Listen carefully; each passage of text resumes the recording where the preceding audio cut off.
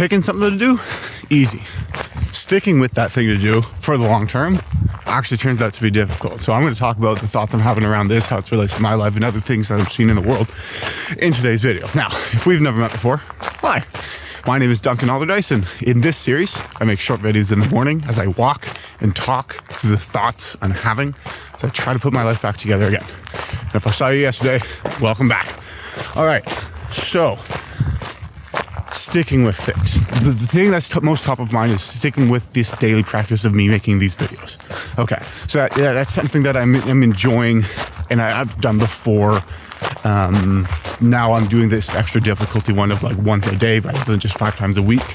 But not only have this time around am I just doing it myself, but I mean, I saw there were at least 4 different guys that were kind of similar to my age doing some form of this or another. I don't remember all their names off the top of my head, but there was one guy, and I think, okay, one second. There was one guy who was, I think, there was like an African country.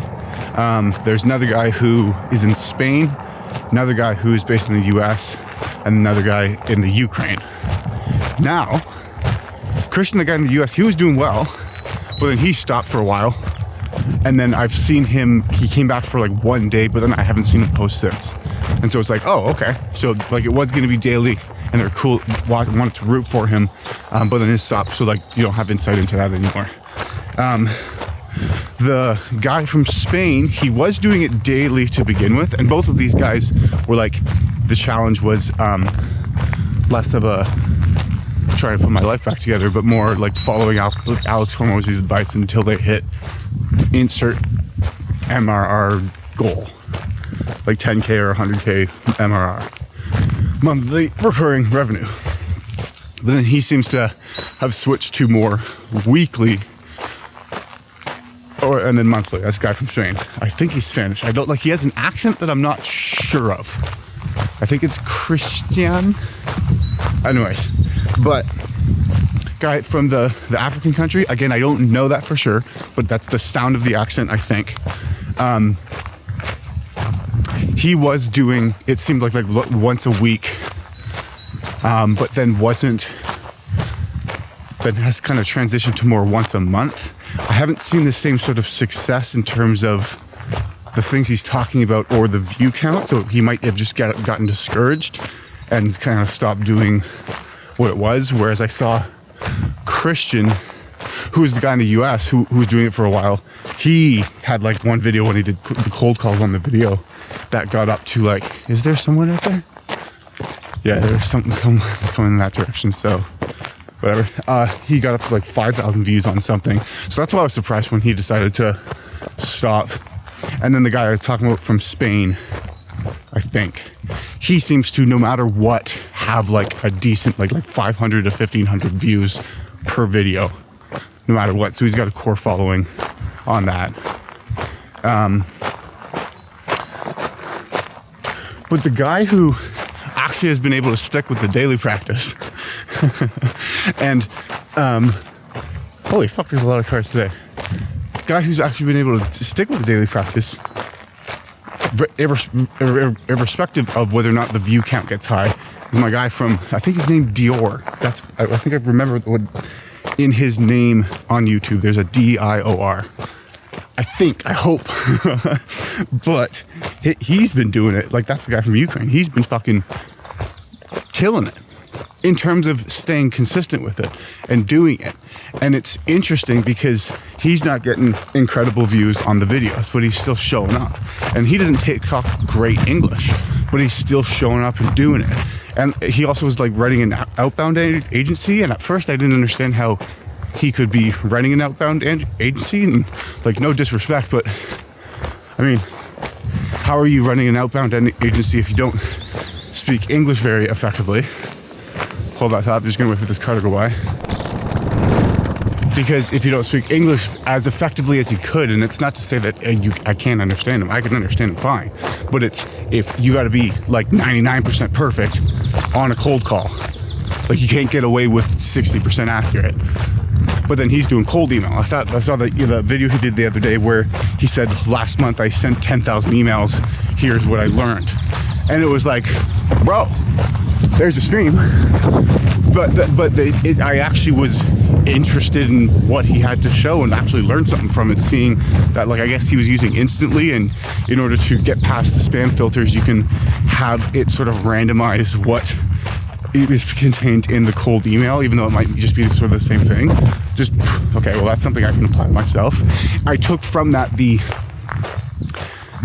idea of, or took inspiration of, like, okay, so no, I should make progress update videos in terms of things I've done, even if, like, no matter what it is, like, just state the facts and tell the truth. How many videos did I make? What sort of impressions did that learning turn into? What lessons can I learn? Both as a thing for me to help improve, but also then I think that could be a useful, like, hook point for someone to watch.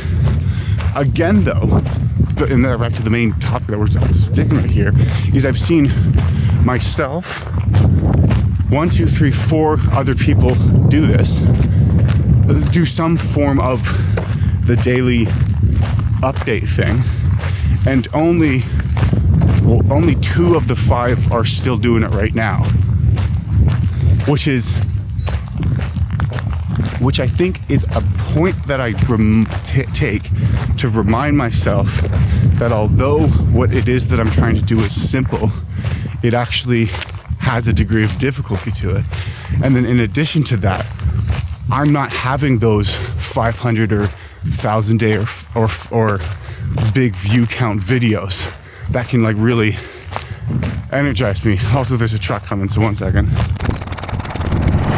I haven't yet gotten those larger view count videos that you go, like, okay, wait, no, hold on, I think that this actually might work, other than the first one, and nothing else has come close to it, which I'm not thinking that, like, I deserve those videos or whatever, but it just is okay, what I can recognize in myself and take pride in is the fact that despite not having that external success, I still am pushing through and fighting and, like, digging. Like everyone, every YouTube channel has a video number.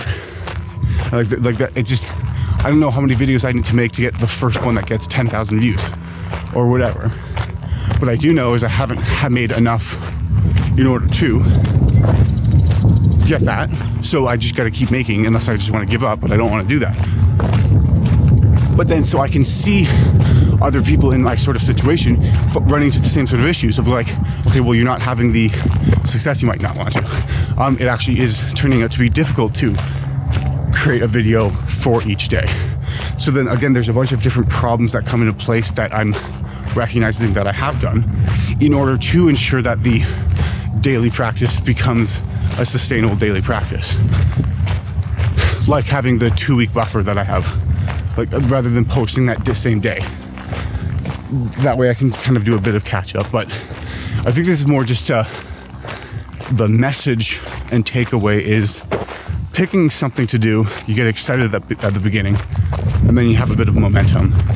But then you will inevitably lose that momentum if the thing that, no matter what you do, because most things that you try to do that are worth doing there's some degree of difficulty to them. And so you should find, or at least you should find, I'm going to be trying to find ways to remind myself and give little micro rewards or draw my attention that gives me some form of encouragement in order to help remain focused and disciplined in pursuit of this sort of thing. Because I think discipline is a weird word. It's like you need to be disciplined and just do the thing you don't want to do. It's like, or why don't we just set up and orchestrate the life or task in a way where it's easier to do the thing that you don't want to do than to not do the thing, which is the approach that I'm kind of going with this. But so one is recognizing that other people have tried it, not everyone has gotten this far. 2, if it was easy already, you wouldn't be worth doing. So there's a bit of pride of being able to take of, like, hey, this is a hard thing. It took a while for me to get to some success. And then 3, that I'm actually gonna learn something. And then 3, I can't think of a third. Third would be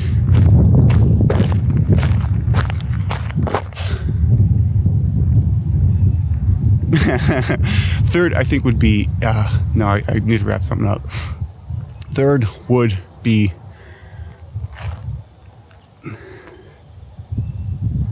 I had energy at the beginning. There was something I thought that would be worth doing this for. So you only guarantee your own failure if you stop.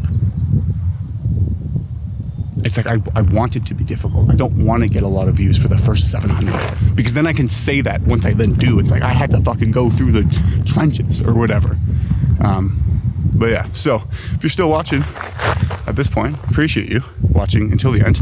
And I know you know this already, but I'll say it again, is that desire is what drives you forward. The pain you're going through is necessary.